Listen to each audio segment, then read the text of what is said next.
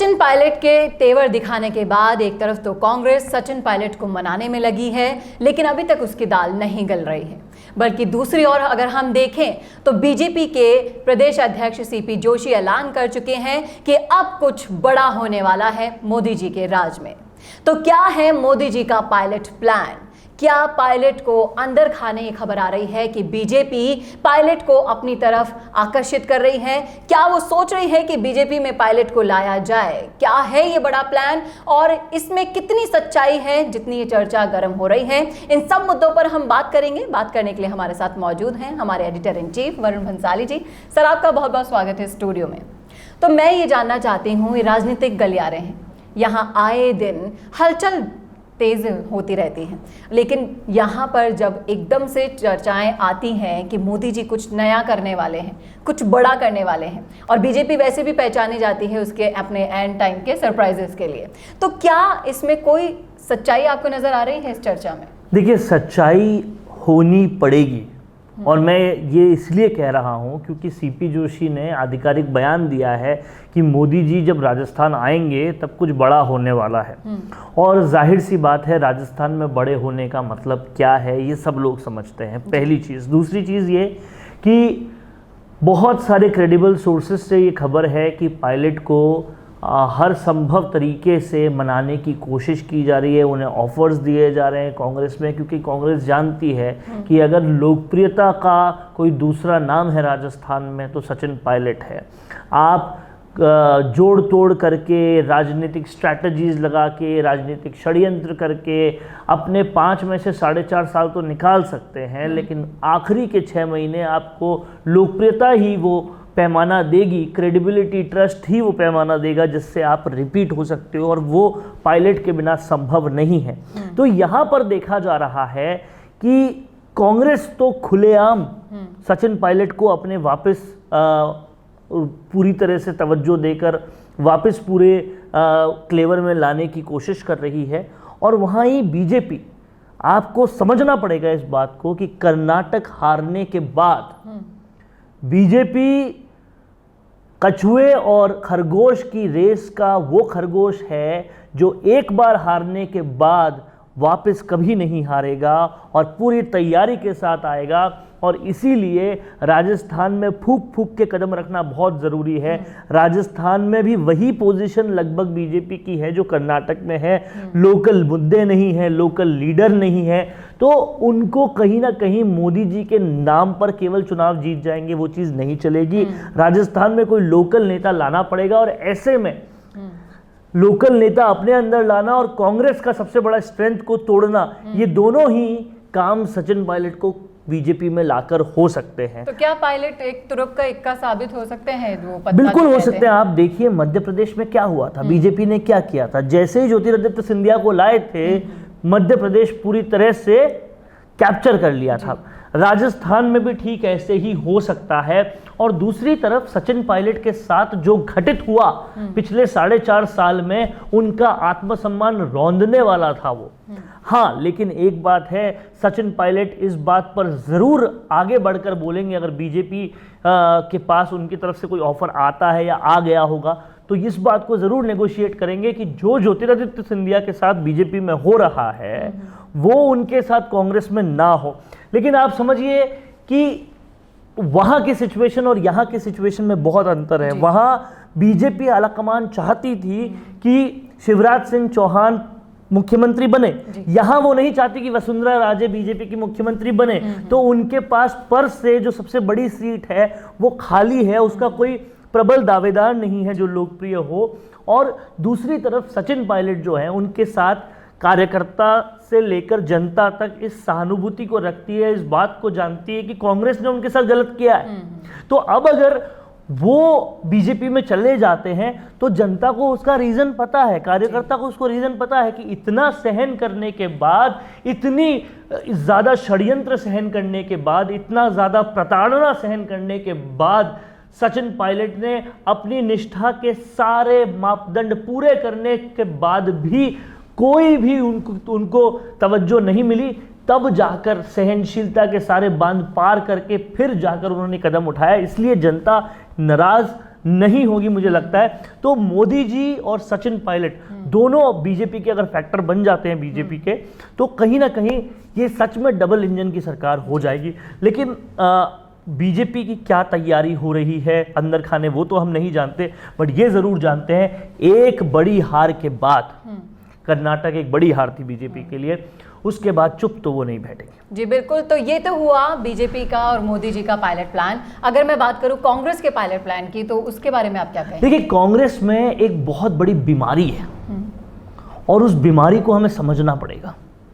वो बीमारी दीमक की तरह पूरी पार्टी को निगल चुकी है। वो कांग्रेस पार्टी जो देश की सबसे बड़ी पार्टी हुआ करती थी, उसको कहीं ना कहीं खा चुकी है, खत्म कर चुकी है। और वो बीमारी है बुजुर्ग नेताओं का युवा नेता को नहीं आगे आने देने के पीछे, नहीं आने देने के पीछे पूरी तरह से षड्यंत्र लगाकर, हर तरह से सारे काम करके उनको आगे नहीं आने देना। आप समझ रहे हैं, येन केन प्रकरण वो युवाओं को आगे नहीं आने देते, जिसकी वजह से कांग्रेस, जिसके पास सबसे ज्यादा सेकंड लाइन की लीडरशिप थी, वो सबसे पिछड़ती जा रही है। और वो सारी सेकंड लाइन की लीडरशिप ये मैसेज दे रही है कि इनके साथ काम नहीं करना, अगर राजनीति में आना है तो कर लिया तो करियर बर्बाद हो जाएगा। ज्योतिरादित्य सिंधिया जहां से चले गए, जहां से जतिन प्रसाद चले गए, जहां से आरपीएन सिंह चले गए, वो साफ दिखाता है क्यों ये सारे युवा नेता आपके यहां से गए।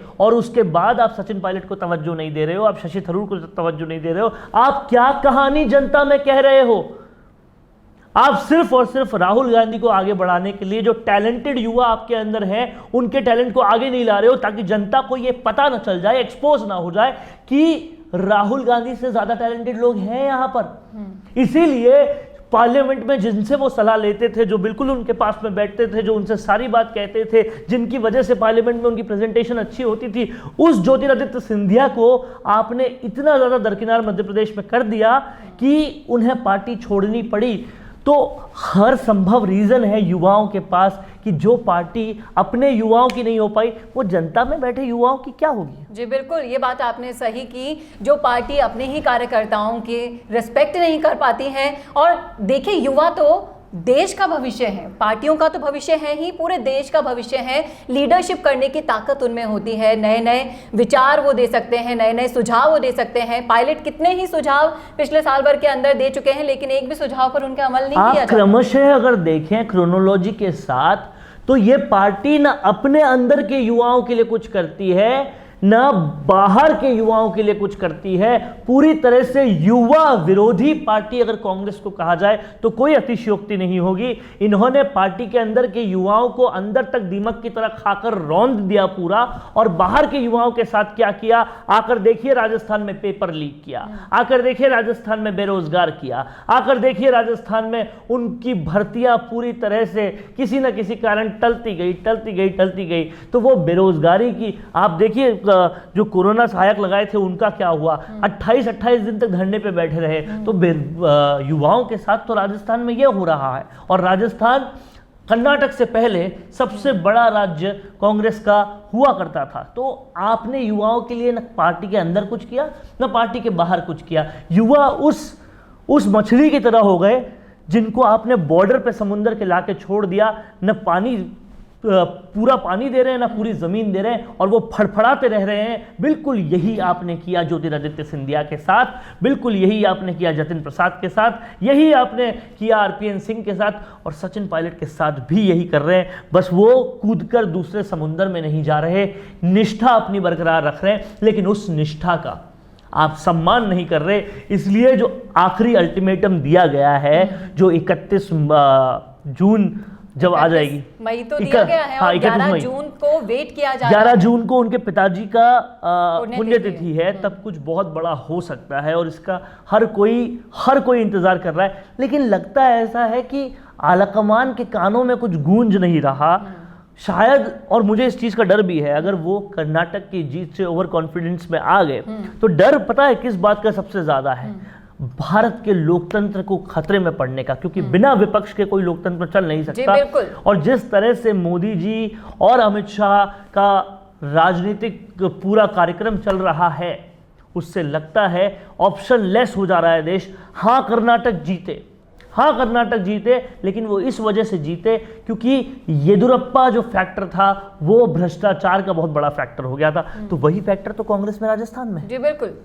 कांग्रेस में अब वहां पर कांग्रेस 40% कमीशन की बात करती थी, यहां पर बीजेपी 50% कमीशन की बात करती है, और यहां सर्वविदित भी हो रहा है जब आपके खुद एसओजी के लोग पकड़े जाते हैं। वो एसओजी जो इल्जाम लगा रही है गजेंद्र सिंह शेखावत पर, वो उसके खुद की जब एसपी और पकड़ी जा रही है, दिव्या मित्तल जब पकड़ी गई, वो बोल रही है ऊपर तक पैसे देने पड़ते हैं। ऊपर इनके ऊपर कौन है भाई? जी बिल्कुल, चंद कदम से दूर 2.5 करोड़ रुपए कैश मिलता है, 1 किलो सोना मिल रहा है। तो ये सब कुछ ऊपर वालों की शह के कारण ही हो रहा है, और ऊपर वालों तक पहुंच भी रहा है। ये कई लोग बोल चुके हैं, कई लोग बता चुके हैं। एक बात आप बताइए कि आप भरी महफिल में पूछते हैं कि आप सारे अध्यापकों से कि आपसे ट्रांसफर के पैसे लिए जाते हैं कि नहीं, वो कहते हैं हाँ लिया जाता है। उसके बाद क्या कदम उठाए सरकार? कोई कदम नहीं उठाए जा रहे हैं, सिर्फ खाना पूर्ति की तो जा भ्रष्टाचार, कोई कदम नहीं उठाना तो भ्रष्टाचार को कहीं ना कहीं हवा देना है ना, और लगातार दिए गए हैं।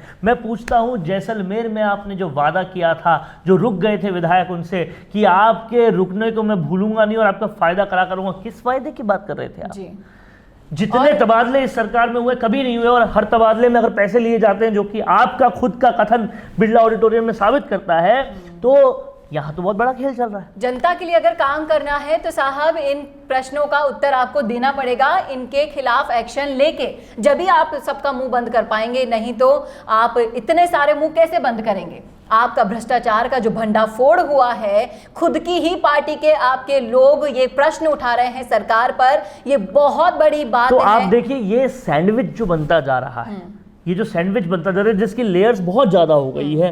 पहले आप अंधाधुंध भ्रष्टाचार हो रहा है राजस्थान में, उसके ऊपर से भ्रष्टाचार के ऊपर से क्राइम और महिलाओं के साथ क्राइम बहुत हदें पार करके हो रहा है। उसके ऊपर देखें तो आप अपने कार्यकर्ताओं का आत्मसम्मान नहीं रख रहे, उनकी इज्जत नहीं रख रहे। उसके ऊपर देखें तो आपके खुद के विधायक आपसे बगावत कर रहे हैं। उसके भी ऊपर की लेयर हम देखें तो कहीं ना कहीं पर सिर फुटौल पार्टी के अंदर इतना ज़्यादा है कि विपक्ष की ज़रूरत नहीं पड़ रही।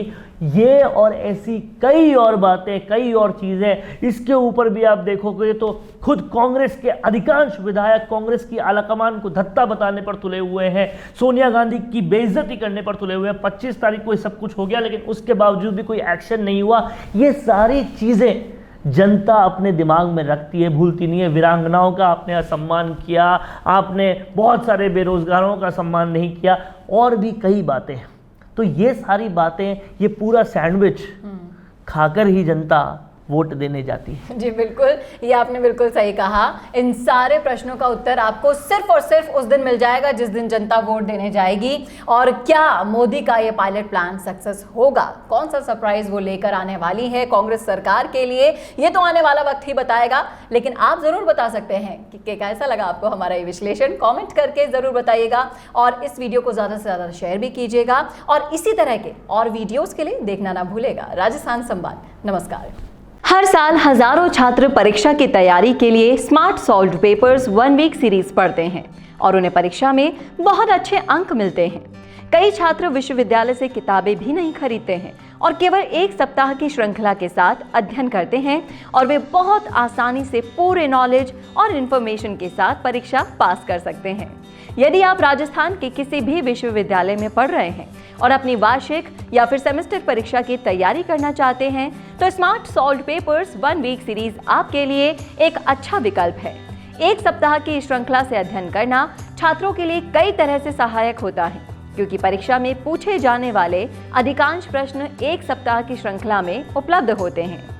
राजस्थान के सभी विश्वविद्यालयों में BA, BSc, BCOM, MA, MSc, MCOM पाठ्यक्रमों के छात्र अपनी परीक्षा की तैयारी के लिए स्मार्ट 1 वीक सीरीज को डाउनलोड और उपयोग कर सकते हैं।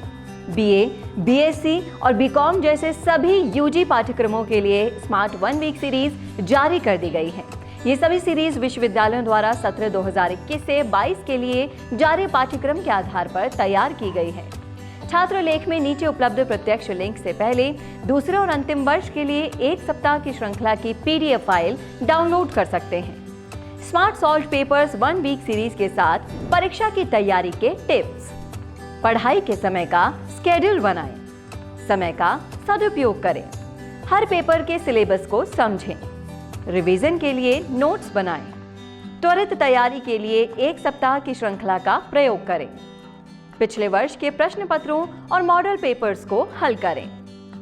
परीक्षा की तैयारी के लिए और अच्छे अंकों से पास होने के लिए smart solve papers 1 week series खरीदें और सभी को सलाह भी दें।